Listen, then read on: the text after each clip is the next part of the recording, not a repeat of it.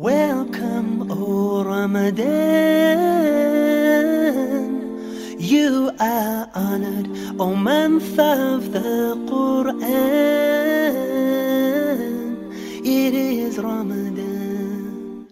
O one who sleeps, stand up and declare the oneness of Allah, the oneness of Allah. আসসালামু আলাইকুম ওয়া রাহমাতুল্লাহি ওয়া বারাকাতুহু আলহামদুলিল্লাহি রাব্বিল আলামিন ওয়াসসালাতু ওয়াসসালামু আলা সাইয়্যিদিল মুরসালিন ওয়া আলা আলিহি ওয়া সাহবিহি আজমাইন ওয়া বা'দ। প্রিয় দর্শক শ্রোতা, আপনারা দেখছেন quranic.voice.tv ইসলামী রিসার্চ একাডেমি.com এর সৌজন্যে, আর আপনাদের প্রশ্নগুলো আসছে quraneraalo.com এর সৌজন্যে।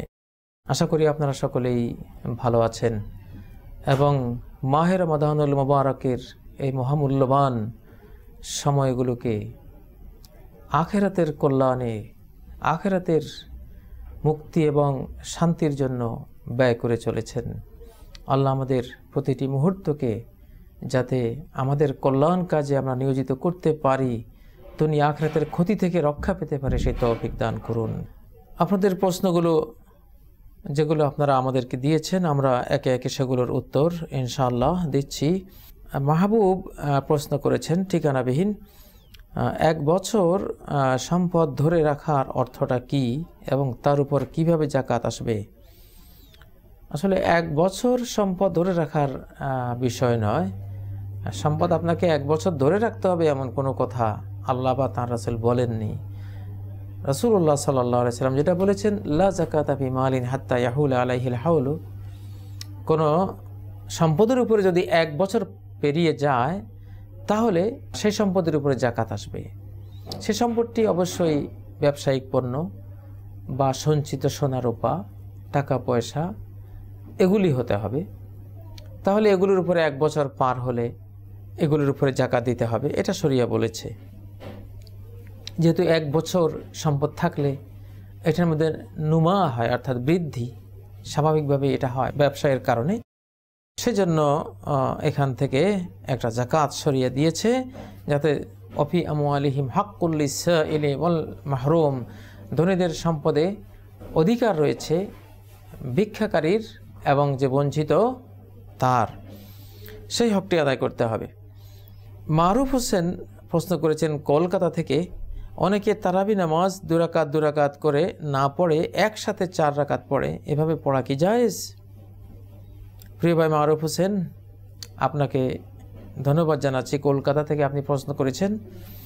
2 রাকাত করে তারাবি সালাত পড়া, এটাই আসলে রাসূলুল্লাহ সাল্লাল্লাহু আলাইহি সাল্লামের নিয়ম ছিল। তিনি বলেছেন সলাতুল লাইলি মাসনা মাসনা, বিখ্যাত হাদিসটি, সহিহ হাদিসটি, যে রাতের সালাত তো 2 রাকাত করে পড়া। অতএব 2 রাকাত করে পড়াটাই হলো মূল নিয়ম। রাসূলুল্লাহ সাল্লাল্লাহু আলাইহি সাল্লাম তো বলেছেন, সল্লু কামা রাআইতুমুনি উসাল্লি, আমি যেভাবে সালাত পড়তে তোমরা আমাকে দেখো, তোমরা সেভাবে সালাত আদায় করো। অতএব 2 রাকাত করে পড়াই উচিত।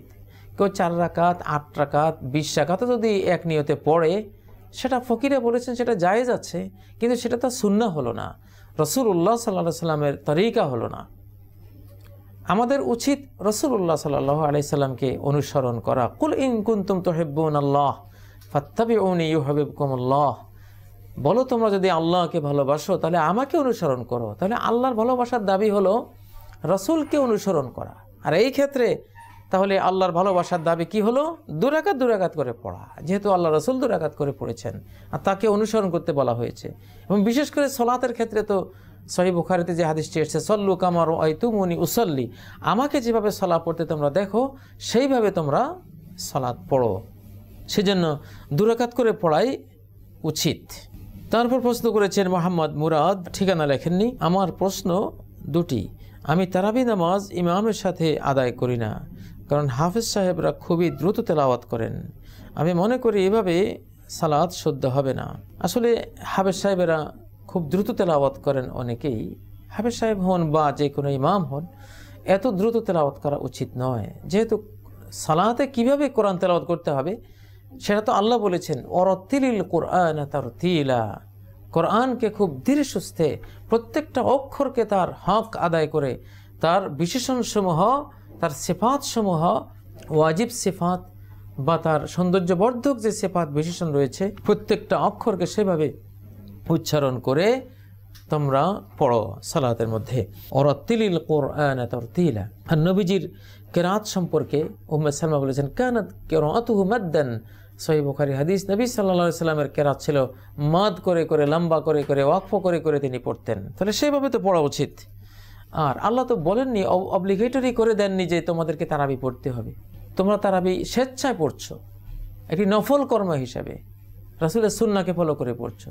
তো স্বেচ্ছা প্রণোদিত কোনো কাজকে খুব ভালোভাবে করতে হয়। তোমরা কেনই বা সালাতে আসলে আর এসে বা এত দ্রুত তড়িৎ সালাত পড়া তোমরা চেষ্টা করছো কেন? তোমাদেরকে তো এটা অব্লিগেটরি করা হয়নি। আসলে সালাতের মধ্যে কোনো তাড়াহুড়া এটা ইসলাম আসলে অ্যাকসেপ্ট করে না। সালাতে যাওয়ার ক্ষেত্রেও যেখানে তাড়াহুড়া গ্রহণযোগ্য নয়, নবীজি তো বলেছেন যখন সালাতের জন্য আজান দেওয়া হবে, ফালা তাতুহা তাসাউন, সালাতের দিকে দ্রুত গতিতে এসো না। আলাইকুম বিসসাকিনাতি ওয়াল ওয়াকার, নামাজ পড়তে তোমরা আসছো, সালাত পড়তে এসছো, সেই সময়ও তোমাদেরকে খুব প্রশান্ত চিত্তে গাম্ভীর্য বজায় রেখে আসতে হবে। ওয়াল ওয়াকার, ভারিত্ব বজায় রেখে আসতে হবে। যেখানে সালাতে আগমনের সময়ও দ্রুত হাঁটা নিষেধ, সেখানে সালাতের মধ্যে দ্রুত কেরাত কিভাবে বৈধ হতে পারে? এটা প্রশ্ন আসে না। নবীজি বলেছেন যে সালাতের মধ্যে কোনো তাড়াহুড়ো চলবে না। আর সালাতের মধ্যে তারাই সফল হবে যারা বিনয়ী, ধীরে সুস্থে সালাত পড়ে, মনোযোগ দিয়ে সালাত পড়ে। আল্লাহ বলেছেন, কদ আফলাহাল মুমিনুন আল্লাযিনা হুম ফি সালাতিহিম খাশিউন। সেই মুমিনরা সফল হবে যারা তাদের সালাতের মধ্যে নম্র, আল্লাহ ভীরু, ধীরে সুস্থে যারা সালাত পড়ে, খুশুয়ের মধ্যে সবই চলে আসে। যেসব মসজিদে ইমাম সাহেবরা এত দ্রুত সালাত পড়েন যে আসলে কোরআনের কোনো হক আদায় হচ্ছে না, রুকু সিজদার কোনো হক আদায় হচ্ছে না, সেখানে না পড়ে আপনি যদি ধীরে সুস্থে ঘরে পড়েন সেটা উত্তম। আর বিশেষ করে তারাবি এবং তাহাজ্জুদের চরিত্রটা তো দেখতে হবে, যেখানে রাসূলুল্লাহ সাল্লাল্লাহু আলাইহি সাল্লাম এক রাকাতের মধ্যে সূরা বাকারা শেষ করেছেন, সূরা আলে ইমরান শেষ করেছেন, সূরা নিসা শেষ করেছেন, প্রায় 650 আয়াত শেষ করেছেন। একটা রুকুতে যেখানে 50 আয়াত পরিমাণ পড়েছেন, একটা সেজদাতে 50 আয়াত, কদর মা ইয়াকরাউ আহাদুকুম 50 আয়াত, 50 আয়াত পরিমাণ শেষ করেছেন। সেখানে আমরা কি করছি? অতএব এটা করলে ভালো করে করতে হবে, পড়লে ভালো করে পড়তে হবে। আর যদি পড়তে ভালো না লাগে, আপনি ঘুমিয়ে থাকেন, তারাবি না পড়লে তো আপনার কোনো গুনাহ তো নাই, আপনাকে তো আল্লাহ বাধ্য করেননি।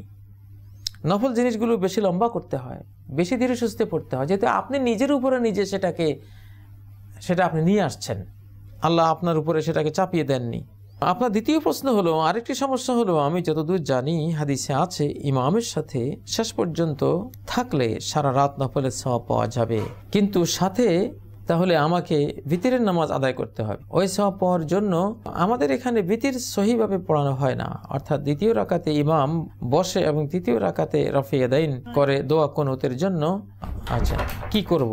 এখানে যেটা আপনি বলেছেন যে ইমামের সাথে শেষ পর্যন্ত থাকলে সারা রাত নফলের সওয়াব পাওয়া যাবে, এটি তো একটি সহিহ হাদিসের কথা, মুসনাদ আহমদ বর্ণিত হাদিস, মান কামা মা'আল ইমামি হাত্তা ইয়ানসারিফা কুতিবা লাহু কিয়ামুল লাইলা। ইমামের সাথে যিনি সালাতে থাকবেন একেবারে হাত্তা ইয়ানসারিফা, শেষ রাকাত থেকে সালাম ফেরানো পর্যন্ত, কুতিবা লাহু কিয়ামুল লাইলা, সারা রাতের কিয়ামুল লাইল করার সওয়াব তাকে লিখে দেওয়া হবে। এই হাদিস থেকে ইমামের সাথে থাকার একটা গুরুত্ব আমরা দেখতে পাচ্ছি, যে ইমামের সাথে শেষ পর্যন্ত থাকার চেষ্টা করা উচিত। এখন আপনি বলছেন যে ইমাম তো ভিতরে এমনভাবে পড়েন যেখানে সহিভাবে পড়েন না, দ্বিতীয় রাকাতে বসেন এবং কুনুতের আগে রাফি ইয়াদাইন করেন। আসলে এগুলো এক ধরনের ইজতিহাদি গলাত। গবেষণা যারা করেছেন, ইজতিহাদ যারা করেছেন, তারা এই বৈঠকটা তারা নিয়ে এসছেন ভিতরের সালাতের মধ্যে, যেটা আসলে সহিহ সুন্নাহর মধ্যে নেই। আপনার এখতিয়ার, এই ক্ষেত্রে আপনি মাজুর, আপনি তারাবি শেষ করে আপনি চলে যেতে পারেন।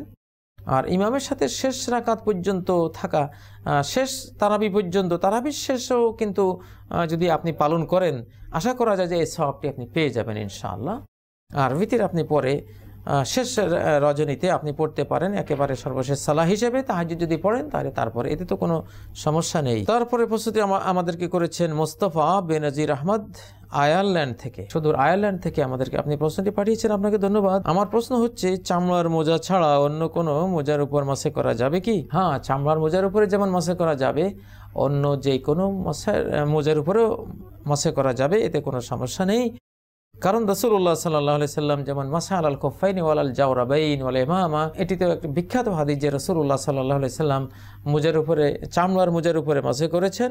আবার তিনি আলাল জাওরাবাইনের উপরে, কাপড়ের মোজার উপরে তিনি মাসে করেছেন। অতএব কাপড়ের উপরে মাসে করতে কোনো বাধা নেই, কাপড়টা একটু মোটা হতে হবে। তো সেই মোটা কাপড়ের মোজার উপরে আপনি মাসে করতে পারবেন। আনাস রাদিয়াল্লাহু তাআলা আনহু থেকে হাদিস রয়েছে, তিনি পশমের মোজার উপরে মাসে করেছেন। তিনি বলেছেন যে পশমের মোজা আর চামড়ার মোজা একই জিনিস, কোনো সমস্যা নেই। যদিও আমাদের সমাজে অনেকেই একটি ফিকহার বা ফকিহদের একটা অভিমতকে কেন্দ্র করে করেন না যে শুধু চামড়ার মোজার উপরে মাসে করতে হবে, ফকিহদের এমন একটি মত আছে, কিন্তু সেটা আসলে হাদিস সম্মত নয়। যেহেতু হাদিস সম্মত নয়, হাদিসে কোথাও বলা হয়নি যে চামড়ার মোজা হতে হবে। যেহেতু জাওরাবাইনের উপরে মাসে করার বিধান আছে, অতএব এতে কোনো সমস্যা নেই ইনশাআল্লাহ। আমাদেরকে আরেকটি প্রশ্ন করেছেন ফাতেমা রহমান বড় মগবাজার থেকে, ইসলাম কি কোনো মেয়েকে অবিবাহিত থাকার অনুমতি দেয়? সে যদি ইসলামের সব নিয়ম মেনে হিজাব করে থাকে, যেসব মানুষ অবিবাহিত অবস্থায় মারা যায় তারা বেহেশতে গেলে স্বামী স্ত্রী হিসাবে কাকে পাবে?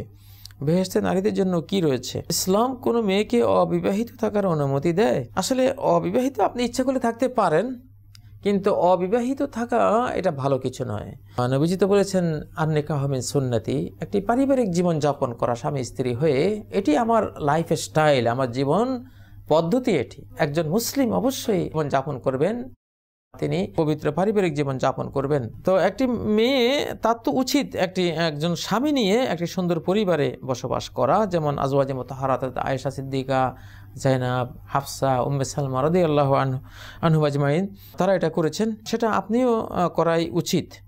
তবে একটি হাদিসে রয়েছে শিরারুকুম ওয়াজ্জাবুকুম, তোমাদের মধ্যে যারা অবিবাহিত থাকে তারা দুষ্ট লোক, তারা ভালো লোক নয়। আসলে অবিবাহিত থেকে নিজেকে কন্ট্রোল করে রাখা, নিজেকে সবসময় সচ্চরিত্রবান বা সচ্চরিত্রবতী হিসেবে টিকিয়ে রাখা, এটি দুরূহ ব্যাপার। অনেক সময় মানুষের যে সহজাত প্রবৃত্তি আছে, এটাকে বাধা দিয়ে তো আসলে মানুষ সবসময় টিকে থাকতে পারে না। সেজন্য আন-নিকাহু মিন সুন্নতি ফামান রাগিবা আন সুন্নতি ফালাইসা মিন্নি, বিবাহ আমার লাইফস্টাইল, আমার এই লাইফস্টাইল থেকে যে বিমুখ হবে সে আমার উম্মতের অন্তর্ভুক্ত নয়। যেহেতু এই হাদিসটি রয়েছে সহিহ হাদিস, সেজন্য বৈবাহিক জীবন যাপন করা, যেখান থেকে আপনি মা হতে পারেন, মা হলে আপনার জন্য কত বড় মর্যাদা। নবীজি বলেছেন তোমাদের মহিলাদের মধ্যে যারা সবচেয়ে বেশি সন্তান প্রসবিনী তারা বেশি উত্তম, তারা জান্নাতি। নবীজি বলেছেন যে আলা উনাব্বিউকুম বিআহলিল জান্নাতি মিন নিসাইকুম, তোমাদের নারীদের মধ্যে কারা জান্নাতি তোমাদেরকে বলবো না? একথা বলেছেন যাদের সন্তান বেশি হয়, আল ওয়ালুদ, যারা বেশি সন্তানের মা হয় তারা তো জান্নাতি। আপনার জন্য জান্নাতের একটা সুসংবাদ রয়েছে। তাছাড়া সন্তানদের মা হলে তারাও তো মুসলিম হবে, মুসলিমা হবে, তারা আপনার জন্য দোয়া করবে, অকুর রব্বির হামহুমা কামা রব্বায়ানি সাগীরা, এই দোয়া তো তারা করবে। রব্বানা ইগফিরলি ওয়া লিওয়ালিদাইয়া ওয়া লিল মুমিনিনা ইয়াওমা ইয়াকুমুল হিসাব, হে রব আমাকে ক্ষমা করে দিন, আমার মাতা পিতাকে ক্ষমা করে দেন, মুমিন মুমিনাকে ক্ষমা করুন যেদিন হিসাব কায়েম হবে। এই দোয়াগুলো কারা করবে? আপনার সন্তানরা করবে। এবং সৎ সন্তান তো একটি সাদাকায় জারিয়াও বটে। আওয়ালাদিন সলিহিন ইয়াদউলা, মৃত্যুর পরে সৎ সন্তান রেখে গেলেন, সে আপনার জন্য দোয়া করলো, সাদাকায় জারিয়া হচ্ছে, আপনার ক্ষমা ইনশাআল্লাহ আপনি পেয়ে যাবেন আখিরাতে সন্তানদের দোয়ার কারণেও।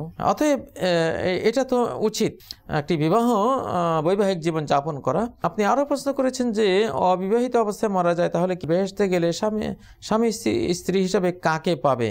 স্বামী স্ত্রী হিসাবে আসলে বহু স্বামী এমন আছে তারা জাহান্নামী হয়েছে, তাদের স্ত্রীরা জান্নাতি।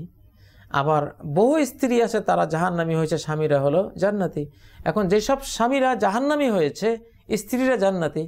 এখন যেসব পুরুষদের স্ত্রী নাই জান্নাতে, দুনিয়ার স্ত্রী যাদের সাথী হয়ে জান্নাতে যেতে পারেনি, তাদেরকে ওই সব মহিলা দিয়ে আল্লাহ তাআলা বিবাহ করিয়ে দেবেন।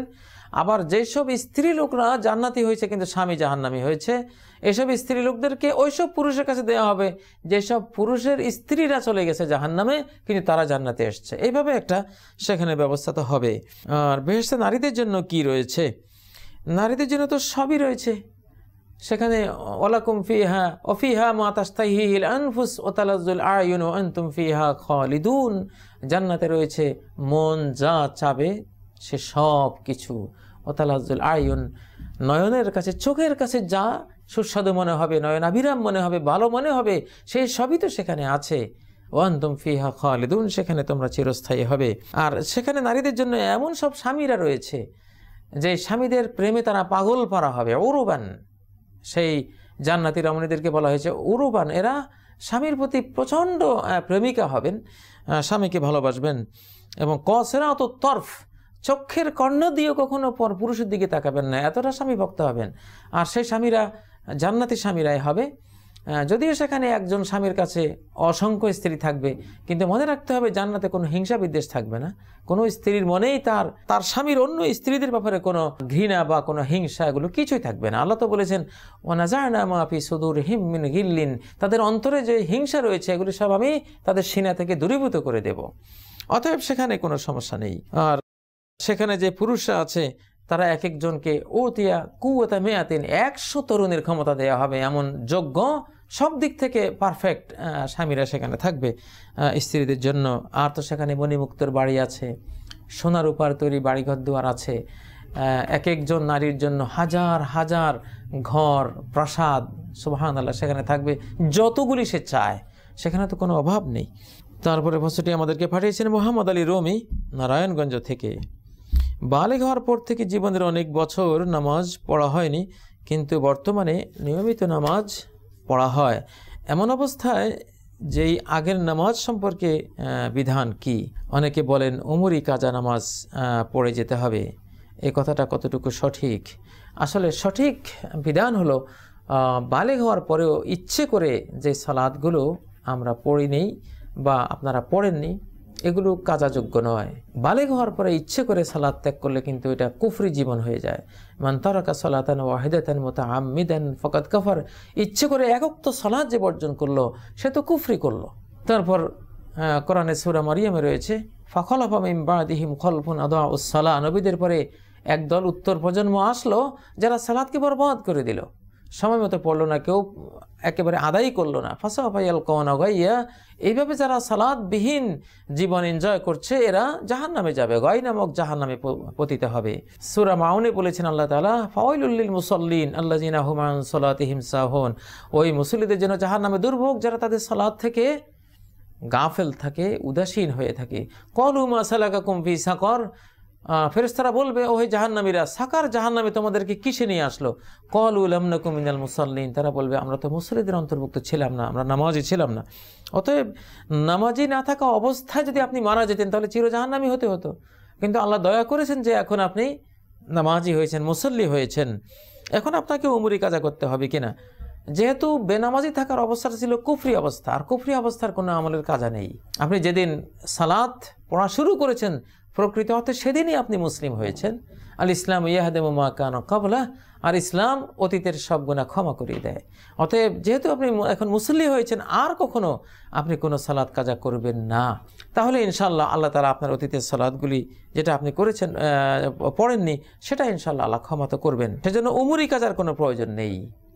আর আরেকটি হাদিস রয়েছে, কিয়ামতের ময়দানে আল্লাহ বলবেন আউয়ালু মা ইউহাসাবু বিল আবদু ইয়াউমাল কিয়ামাতি আস-সালাহ, প্রথম যে বিষয়ের হিসাব নেওয়া হবে বান্দা থেকে সেটা হলো আস-সালাহ। ফা ইন কানাত তাম্মা কুতিবাত তাম্মা, যদি তার সালাতগুলো কমপ্লিট থাকে এটা কমপ্লিট লিখে দেওয়া হবে।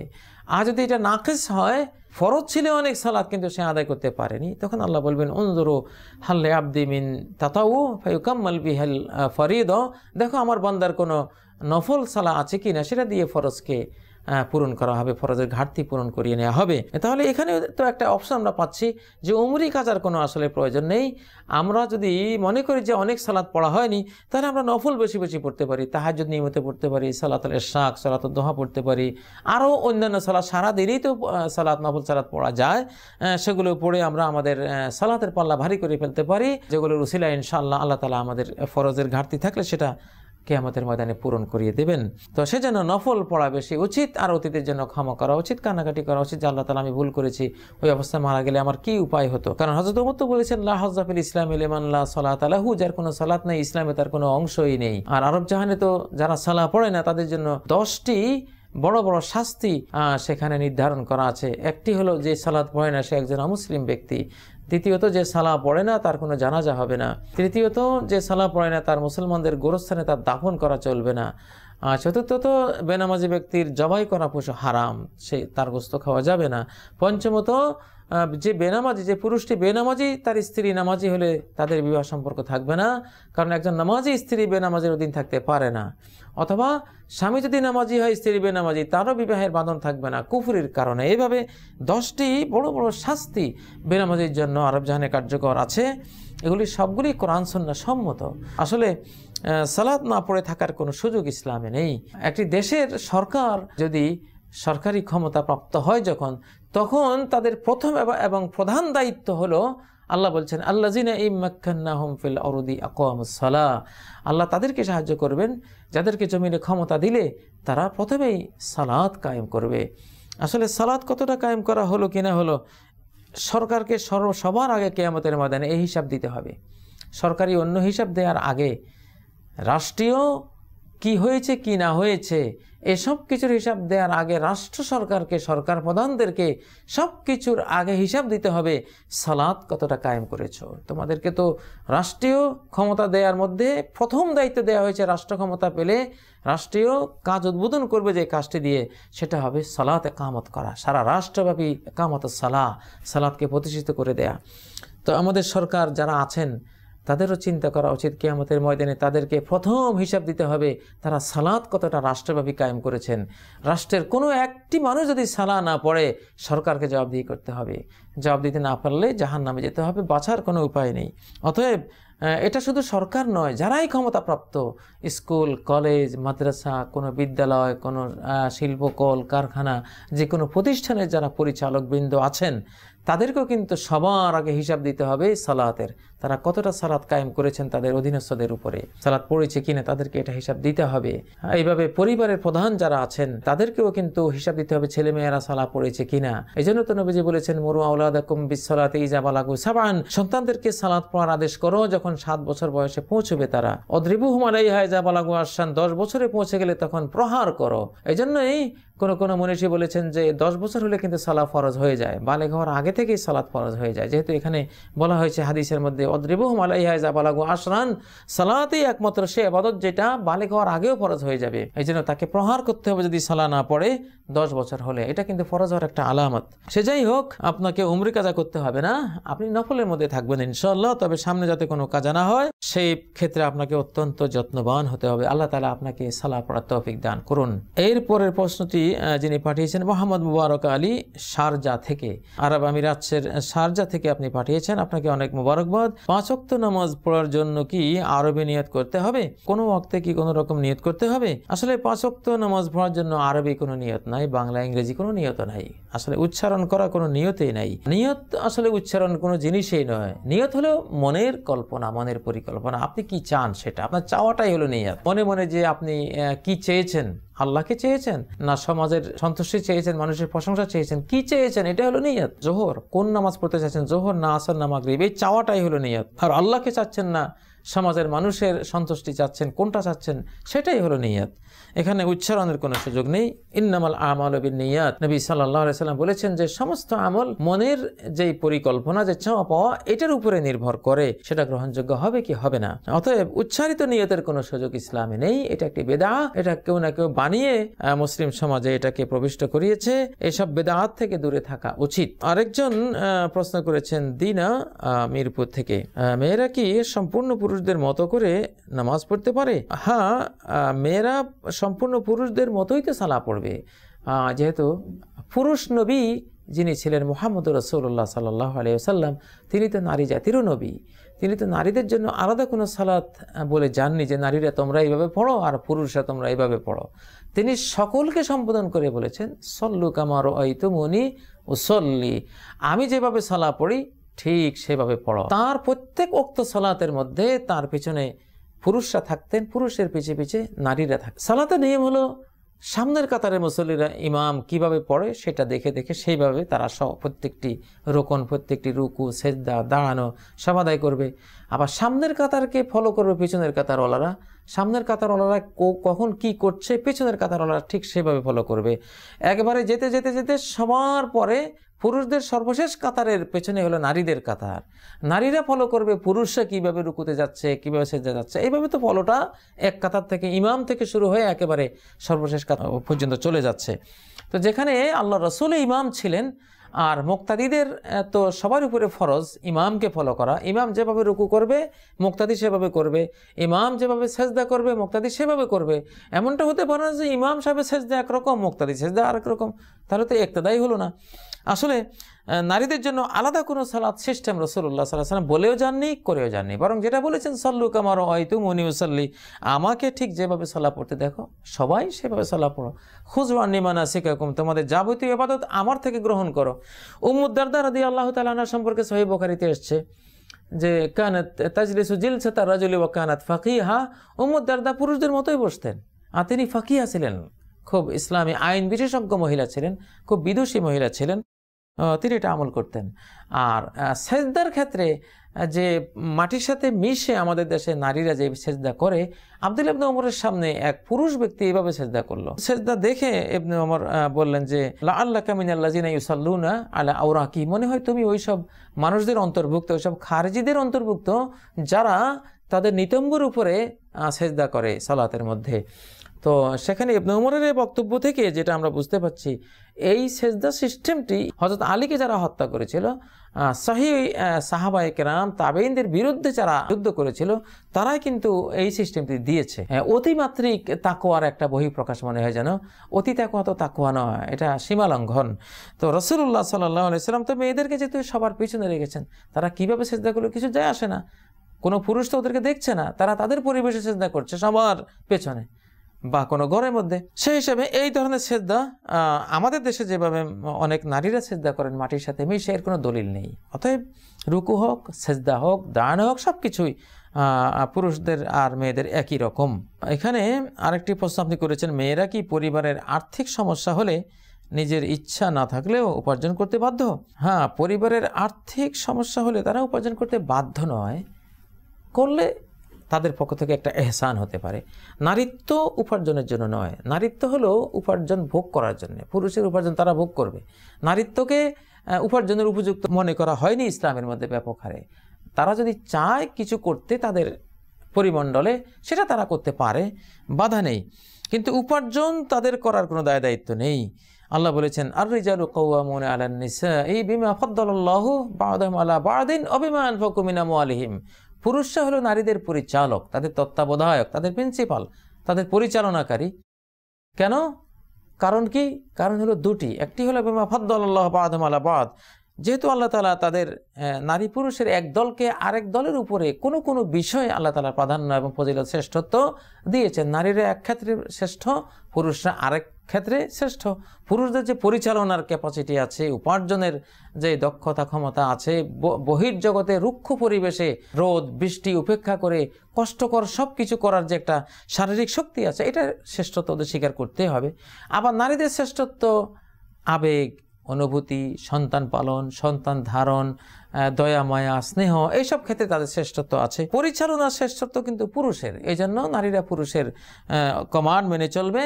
আর আরেকটা কারণে কমান্ড মানতে হবে, সেটা হলো অবিমা আনফাকু মিন আমওয়ালিহিম। পুরুষরাই নারীদের জন্য তাদের সম্পদ ব্যয় করবে, নারীরা পুরুষের জন্য কোনো সম্পদ উপার্জন করে ব্যয় করার কোনো দায় দায়িত্ব ইসলাম দেয়নি, এটা পুরুষদেরকে দায়িত্ব দিয়েছে। সেই হিসাবে নারীরা উপার্জন করলে করতে পারে তাদের শরিয়া সমর্থিত পরিমণ্ডলে, কিন্তু এটা তাদেরকে দায়িত্ব দেওয়া হয়নি। যেহেতু আল্লাহ বলেছেন লির-রিজালি নসীবুম মিম্মা ইকতাসাবু ওয়া লিন-নিসাই নসীবুম মিম্মা ইকতাসাবনা, পুরুষরা যা উপার্জন করে সেই উপার্জন থেকে তাদের অংশ রয়েছে। ওয়া লিন-নিসাই নসীবুম মিম্মা ইকতাসাবনা, আবার নারীদেরও ওইসব সম্পদে তাদের অধিকার রয়েছে যেটা তারা উপার্জন করে। এখন উপার্জন বলতে আমরা কি বুঝি? একজন নারী স্বামী গৃহে বসে বসে স্বামী থেকে যা তিনি পাচ্ছেন, এটাও কিন্তু তার উপার্জন। নারীর সবচেয়ে বড় উপার্জন হলো স্বামীর পকেট থেকে নিয়ে, স্বামী থেকে নিয়ে খাওয়া। তার রূপ সৌন্দর্য, তার মেধা, তার স্নেহ মায়া, সবই তিনি স্বামী গৃহে যে নিয়োগ করছেন, বিনিয়োগ করছেন, এটাই তার একটা বিরাট জব, এটা তার বিরাট একটা পেশা, তার একটা বিরাট কাজ। এই কাজের বিনিময়ে স্বামী বাধ্য তাকে তার ভরণ পোষণ, তার অলংকার ইত্যাদি সবকিছু বহন করা। আল্লাহ তো বলেছেন ওয়ালাল্লাযিনা ওয়ালাল মাউলুদি লাহু রিজকুহুন্না ওয়া কিসওয়াতুহুন্না বিল মারুফ, যিনি পিতা হবেন, যিনি স্বামী হবেন, তারই দায়িত্ব হলো নারীদের রিজিক, তাদের পোশাক আশাক, ভরণ পোষণ সবকিছু বহন করা। নারীর উপার্জন অনেক রকমের হতে পারে। মাতা পিতার সম্পত্তির মধ্যে যেই অংশ তিনি পান ও ওয়ারিশি সূত্রে, সেটাও তারই উপার্জন। আর এর বাইরেও কোনো বৈধ উপার্জন করতে চাইলে সেটা পারেন, কিন্তু আসলে সেটা ব্যাপক হওয়া উচিত নয়। নিয়ামুল ইসলাম যাত্রাবাড়ি থেকে প্রশ্ন করেছেন, তারাবি কি ফরজ? জি ভাই নিয়ামুল ইসলাম, তারাবি ফরজ নয়। এটা ফরজ হওয়ার ভয় তো আল্লাহ রাসূল ছেড়েই দিয়েছিলেন। 3 দিন পরে 3 রাত তিনি তারাবি পড়িয়েছিলেন। তারপরে বললেন যে ইন্নী খাশিতু আন তুফরাদা আলাইকুম, আমার ভয় হচ্ছে যে আল্লাহ তাআলা তোমাদের এই আগ্রহ দেখে, আমি ইমামত করছি, তোমরা আগ্রহী হয়ে মসজিদ ভরে যাচ্ছ, এই অবস্থা দেখে আল্লাহ পছন্দ করে ফরজ করে দিলে তো পরে বিপদে পড়বা, গভীর রাত্রে এই সালাতটি কঠিন হয়ে যাবে আমার উম্মতের জন্য, তো সেজন্য আমি ছেড়ে দিলাম। তো ফরজ হওয়ার ভয় তো ছেড়ে দিলেন, অতএব রসুলের পরে তো আর কোনো ইবাদত ফরজ হওয়ার কোনো সুযোগ নেই। এটা পড়া কতটুকু জরুরি? এটা জরুরি নয়, এটি একটি নফল, তাও ও স্বেচ্ছা প্রণোদিত হয়ে যদি আপনি পড়তে চান বিশাল সওয়াব আছে, পড়তে না চাইলে আপনি পড়বেন না, কোনো গুনাহ নেই, কিন্তু আপনি সওয়াব থেকে বঞ্চিত হবেন। না পড়লে কি গুনাহ হবে? না পড়লে কোনো গুনাহ নেই। কোনো সুন্নত না পড়লে, কোনো নফল না পড়লে কোনো গুনাহ নেই। এক আরবি, এক বেদুইন, আরবের গ্রামবাসী নবীজির কাছে এসে কতগুলো প্রশ্ন করলো সালাত সম্পর্কে, জাকাত সম্পর্কে, সিয়াম সম্পর্কে, যে কি কি ফরজ। নবীজি বলেন এই সালাত ফরজ, সিয়াম ফরজ, জাকাত ফরজ। সে প্রত্যেকবারে প্রশ্ন করলো হাল আলাইয়া গায়রুহুন্না, এছাড়া কি আরো কোনো ফরজ আছে? বলতে বলতে নবীজি সবগুলি যখন বললেন, তখন সে কসম করে বলল ওয়াল্লাযী বা'আসাকা বিল হাক্কি লা আতাতাওয়াউ শাইআন ওয়ালা আনকুসু মিম্মা ফারাদাল্লাহু আলাইয়া শাইআ, যে আল্লাহ আপনাকে সত্য নিয়ে প্রেরণ করেছেন, আমি এই ফরজগুলোর উপরে কোনো নফল সুন্নত কিছুই পড়ব না, আমি কোনো নফল কোনো সুন্নত কখনোই পড়ব না, তবে যে ফরজগুলো আল্লাহ আমাকে দিয়েছেন এই ফরজগুলো থেকে কখনো কোনো কিছু কমাবো না, কম করব না। তখন নবীজি বলেন আফলাহা ইন সাদাক, সে সত্য বলে থাকলে সে জান্নাতি। সুবহানাল্লাহ। তাহলে শুধু বেসিক দায়িত্ব যেগুলো, ফরজগুলো যেগুলো, এগুলো পড়লে একজন মানুষ জান্নাতি হয়ে যাবে, এবং কোনো নফল সুন্নাহ না পড়ার কারণে তার কোনো গুনাহ নেই। তবে সবসময় সুন্নত ত্যাগকারী ব্যক্তি ভালো লোক নয়, সবসময় এইভাবে ত্যাগ করা এটা উচিত নয়, যদিও তার গুনাহ নাই, কিন্তু সে ভালো মানুষ নয় বলে ওলামায়ে কেরাম বলেছেন যে সুন্নত সবসময় বর্জন করতে থাকে। ভাই মমিনুল হক প্রশ্নটি করেছেন চুয়াডাঙ্গা থেকে, ইবাদত কবুলের ক্ষেত্রে সহিহ আকীদার গুরুত্ব কতখানি? সহিহ আকীদার গুরুত্ব তো অপরিসীম। আকীদা সহিহ না হলে, ঈমান সহিহ না হলে, ইসলাম সহিহ না হলে, এগুলোতে যদি গলত থাকে বা কোনো সে কুফরিতে লিপ্ত থাকে, তাহলে তো সালাত কবুল হবে না। আল্লাহ বলেছেন সূরা আল মাইদার 5 নম্বর আয়াতে, ওমাই ইয়াকফুর বিল ঈমানি ফাকাদ হাবিতা আমালুহু ওয়া হুয়া ফিল আখিরাতি মিনাল খাসিরিন, ঈমানের সাথে যে কুফরি করবে তার সমস্ত আমল বরবাদ হয়ে যাবে এবং সে আখিরাতে হয়ে যাবে সম্পূর্ণ ক্ষতিগ্রস্তদের কাতারভুক্ত, তার কোনো আমল কবুল হবে না আল্লাহর কাছে। অতএব সহিহ আকীদা তো অবশ্যই লাগবে। আল্লাহ বলেছেন সূরা আলে ইমরানের মধ্যে, ইন্নাল্লাযিনা আমানু সুম্মা কাফারু সুম্মা ইজদাদু কুফরান লাম ইয়াকুনিল্লাহু লান তুকবালা তাওবাতুহুম ওয়া উলাইকা হুমুদ দাল্লুন, যারা ঈমান এনেছে, ঈমানের পর আবার কুফরি করেছে, আবার বদআমল করে কুফরিকে আরো বাড়িয়ে দিয়েছে, লান তুকবালা তাওবাতুহুম, এই লোকগুলি কুফরের উপরে থাকা অবস্থায় সাধারণ কবিরা গুনাহ থেকে তওবা করলে সেই তওবা কবুল হবে না। তুমি মদ খাওয়া থেকে তওবা করছো, জিনা ব্যভিচার থেকে তওবা করছো, চুরি ডাকা থেকে তওবা করছো, অথচ তুমি শিরকে আকবারে লিপ্ত আছো, তুমি একটা বড় কুফরিতে লিপ্ত আছো, তুমি আল্লাহর কোনো একটা স্পষ্ট বিধানকে অস্বীকার করে কাফের হয়ে বসে আছো। অতএব কোনো কুফরি অবস্থায় লিপ্ত থাকা মানুষের সাধারণ কবিরা গুনার তওবা কবুল হবে না। তো সেজন্য যেই কোনো হারাম কাজ থেকে তওবা কবুল হওয়ার জন্য আগে তার আকীদা সহিহ হতে হবে, তার বিশ্বাস সহিহ হতে হবে, ঠিক হতে হবে। যেমন ওলামায়ে কেরামের একটা সর্বসম্মত ফতোয়া আছে, যে ব্যক্তি মনে করে যে আল্লাহ তাআলা সর্বত্র বিরাজমান, এই লোকটা কাফের। ইমাম আবু হানিফা বলেছেন তাকে সে কাফের, ইমাম শাফি বলেছেন সে কাফের, ইমাম আহমদ বলেছেন সে কাফের, ইমাম শাফি বলেছেন সে কাফের। সমস্ত মুহাদ্দিসিন, সমস্ত ফুকাহা, মুজতাহিদিন সবাই একমত, যেই ব্যক্তি মনে করে যে আল্লাহ সর্বত্র সব জায়গায় আছেন, সেই লোকটার ঈমান নাই, কাফের। ইমাম ইবনে খুজাইমা বলেছেন যেই ব্যক্তি আল্লাহকে সব জায়গায় আছেন এটা মনে করবে, সে মারা গেলে তার লাশ ডাস্টবিনে ফেলে দিতে হবে জানাজা ছাড়া, এটা জানাজা হবে না, দাফনও নাই তার, এত ভয়ঙ্কর জিনিস। তাহলে সহিহ আকীদা যদি নাই বা থাকে তাহলে কোনো আমলই কবুল হবে না।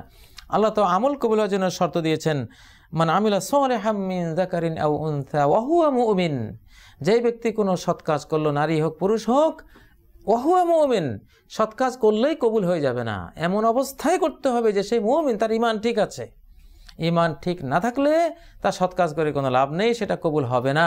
ওমা ইউমিনু আকসারুহুম বিল্লাহি ইল্লা ওয়া হুম মুশরিকুন, এরা যে ঈমান আনে এদের অধিকাংশ ঈমান আনে শিরক মিশ্রিত ঈমান, এই জন্য কবুল হবে না। লা ইন আশরাকতা লা ইয়াহবাতান্না আমালুক, শিরক যদি করো তোমার সমস্ত আমল বাতিল হয়ে যাবে। অতএব সহিহ আকীদা ছাড়া আমল করলে কোনো লাভ হবে না, সেটা আল্লাহর কাছে কবুল হবে না।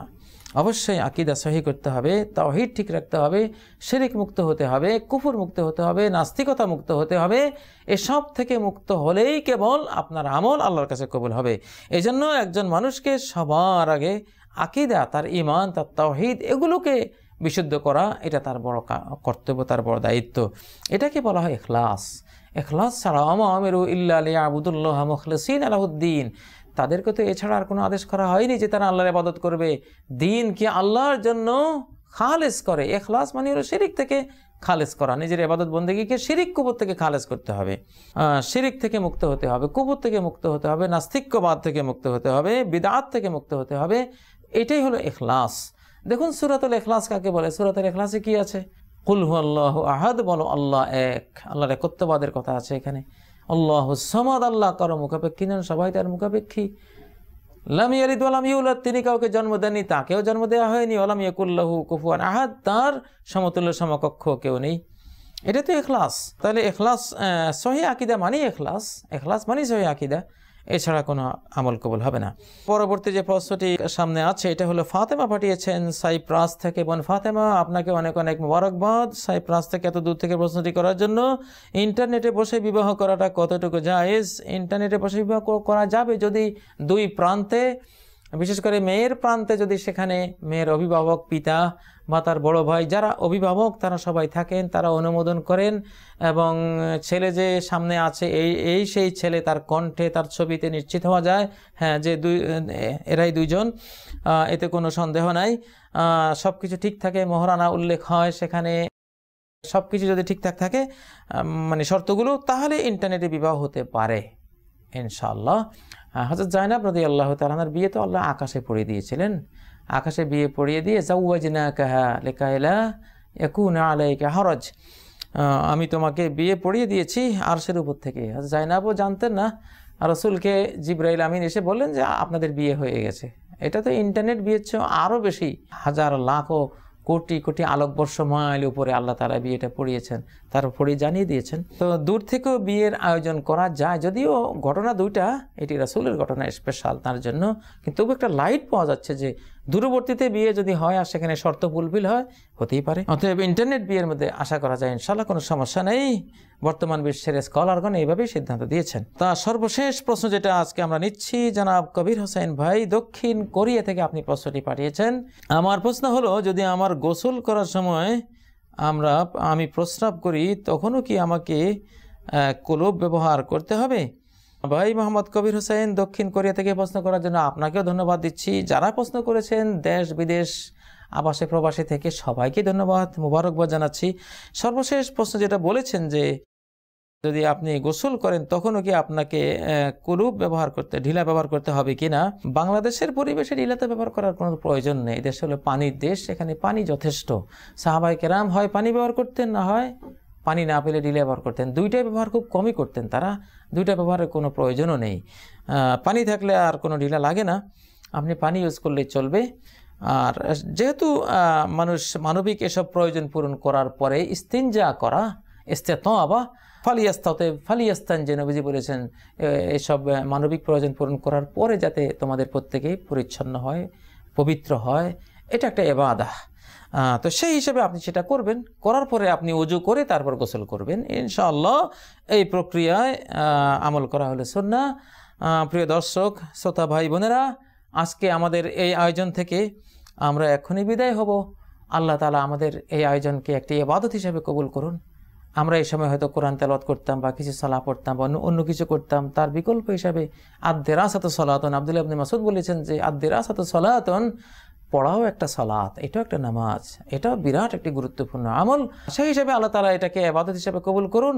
আমাদেরকে দুনিয়া আখেরাতের খায়র ও বরকত, রহমত, নেয়ামত, তার স্নেহ মায়া তিনি দান করুন এবং সর্বশেষ জাহান্নাম থেকে মুক্তি দিয়ে আমাদেরকে জান্নাতুল ফেরদাউসবাসী করুন। আমাদের সবাইকে আল্লাহ তাআলা, আল্লাহর কাছে সেই আকুতি রেখে, সেই প্রার্থনা রেখে আজকের এই আয়োজন থেকে এখনই আমরা বিদায় নিচ্ছি। আসসালামু আলাইকুম ওয়া রাহমাতুল্লাহি ওয়া বারাকাতুহু।